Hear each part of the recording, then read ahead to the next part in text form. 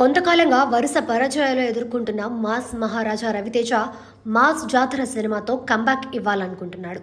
భాను భోగవరపు దర్శకత్వంలో సితారా ఎంటర్టైన్మెంట్స్ నిర్మిస్తున్న ఈ మూవీ మే 9న ప్రేక్షకుల ముందుకు రానుంది. మాస్ జాతర తర్వాత సితారా బ్యానర్లోనే మ్యాడ్ ఫేమ్ కళ్యాణ్ శంకర్ డైరెక్షన్లో రవితేజ ఒక సినిమా చేయనున్నాడని ఇటీవలే వార్తలొచ్చాయి. అయితే ఇప్పుడు అనూహ్యంగా మరో ప్రాజెక్ట్ తెరపైకి వచ్చింది. రవితేజ తన తదుపరి సినిమాని కిషోర్ తిరుమల దర్శకత్వంలో చేయనున్నాడట.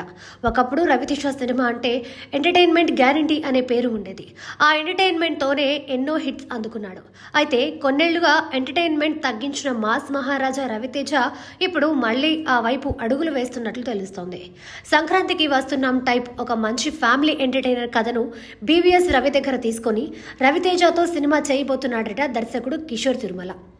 ఎస్ఎల్వి సినిమాస్ బ్యానర్లో రూపొందనున్న ఈ చిత్రానికి అనార్కలి టైటిల్ని బట్టి చూస్తే ఇందులో రవితేజ సలీంగా కనిపిస్తాడేమో అనిపిస్తోంది. అంతేకాదు ఈ సినిమాని 2026 సంక్రాంతి కానుకగా విడుదల చేయాలని టార్గెట్గా పెట్టుకున్నట్లు సమాచారం. నేను శైలజ, ఉన్నది ఒకటే జిందగీ, చిత్రలహరి వంటి సినిమాలతో దర్శకుడిగా కిషోర్ తిరుమల మంచి గుర్తింపు తెచ్చుకున్నాడు. ఆయన సినిమాలో కామెడీ, ఎమోషన్స్, మ్యూజిక్ ప్రత్యేక ఆకర్షణగా నిలుస్తూ ఉంటాయి. చివరిగా 2022లో ఆడాళ్లు మీకు జౌహార్లతో ప్రేక్షకులను పలకరించాడు కిషోర్ తిరుమల. కానీ ఆ సినిమా ఆశించిన ఫలితాన్ని అందుకోలేకపోయింది. మరి ఇప్పుడు రవితేజతో చేయనున్న అనార్కలితో మళ్ళీ తన మార్కు చూపిస్తాడేమో చూడాలి.